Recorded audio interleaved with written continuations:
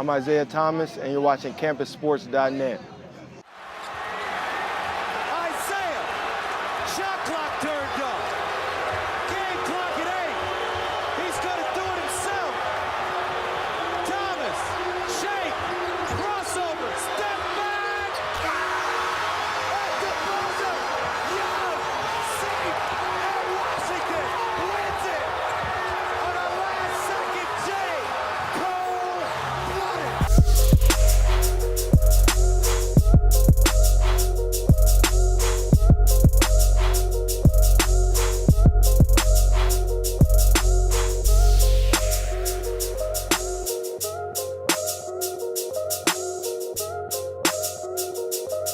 Hi, I'm Dave Osco for CampusSports.net and another timeout. Our guest today, Boston Celtic guard and University of Washington alum, Isaiah Thomas. You're watching Timeout on CampusSports.net.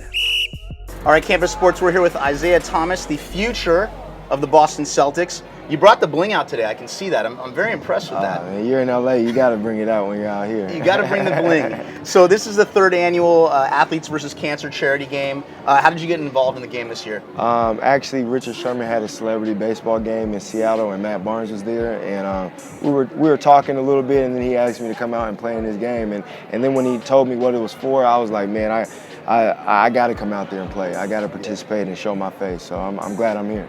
Yeah, cancer's the biggest threat out there for all of us, and it's great when celebrities and athletes can come together for a good cause like this. So now you went to the University of Washington. Tell me about that experience playing college ball there. It was great because it was home. I mean, I'm from Tacoma, Washington, which is 30 minutes south of Seattle. And it was great just playing in front of family and friends each and every game and putting on for your city. So that's what I tried to do and leave it all out there. So I'm glad.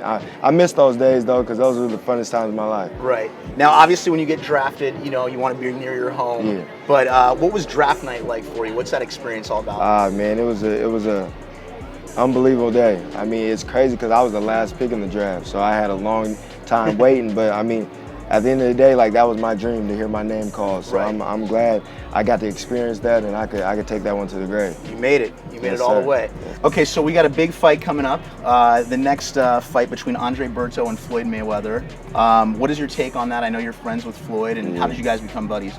A few years ago when I was in college, I actually went to go watch him train, and he's a big basketball fan. So when I went to go watch him, he knew who I was, which was crazy. Right. But he watches a lot of basketball, so he knew who I was.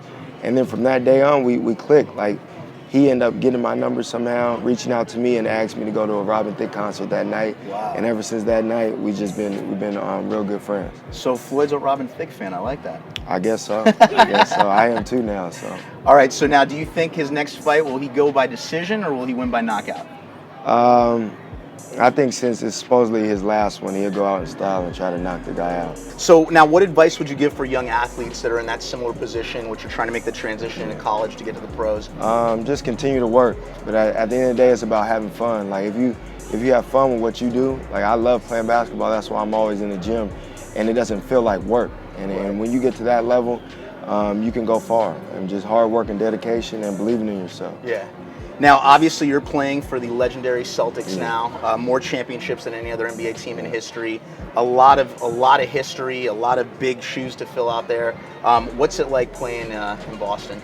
It's great. I played for two other teams other than that, the Sacramento Kings and Phoenix Suns, and nothing compares to it. I mean, like you just said, the history itself. Right. Like, every time you step on that floor, you feel like you got to give 110% just because the people before you, how hard they play. So, I mean, it's a legendary franchise, and I'm glad I'm a part of it. Now, do you miss those cowbells clanking, though, a little bit? It's sad. Yeah, I do, because that was legendary, too. So, I mean, they got great fans as well. Yeah, they got great fans. So now, who are you excited to meet today? I know you come to these things, and there's a lot of interaction between celebrities and athletes. Is there anybody you're really looking forward to meeting? All of them, man. I mean, just to interact with guys that are professionals in a different area than I am is always great, and to maybe do business with some of them down the road. So I'm excited to meet them all and to have fun.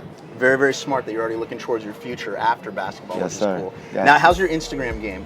I just got it about got it? a month and some change ago, so I'm all right with it. I mean, I like it, and I'm trying to become a better Instagrammer, I guess. So now let's talk about the athletes that get a little crazy on Twitter and Instagram, and how can you prevent yourself from getting in trouble in those situations? You just gotta think before you post. I mean, at the end of the day, that's what it's about. Right.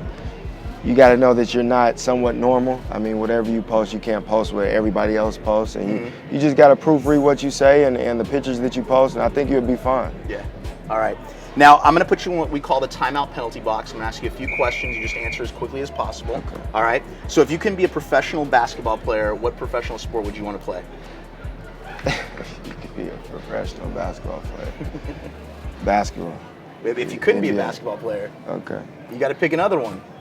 Hockey, Baseball. baseball? Yeah. Yeah, what position would you want to play? Shortstop. Shortstop? Yeah. Okay. Now, who's your favorite NBA player of all time?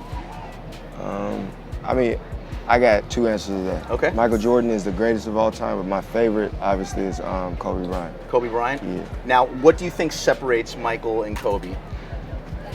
If Michael's the greatest, what does Kobe need to do to get there? I think just because Kobe tried to make his game just like Michael. Like Michael didn't try to make his game like nobody. He was Right. just obviously the greatest, and I think he has that edge on him just because he didn't really look up to anybody, and Kobe had Jordan to look up to try to emulate his game. Yeah. All right. Now, what's your favorite color? Blue. Blue? Yeah. And would you rather be hot or would you rather be cold? Cold. Cold? Yeah, because I could try to get warm. Hot, like it's hard to cool off when you're hot. It is hard to cool off. Yes, sir. All right, now this has been Isaiah Thomas with Timeout. I'm Dave Ossico. You can follow him at, Isaiah Thomas. follow him. He's blowing up his Instagram game. It's coming. I can Trying. feel it. I'm trying. All right. Thanks, brother. Thank you.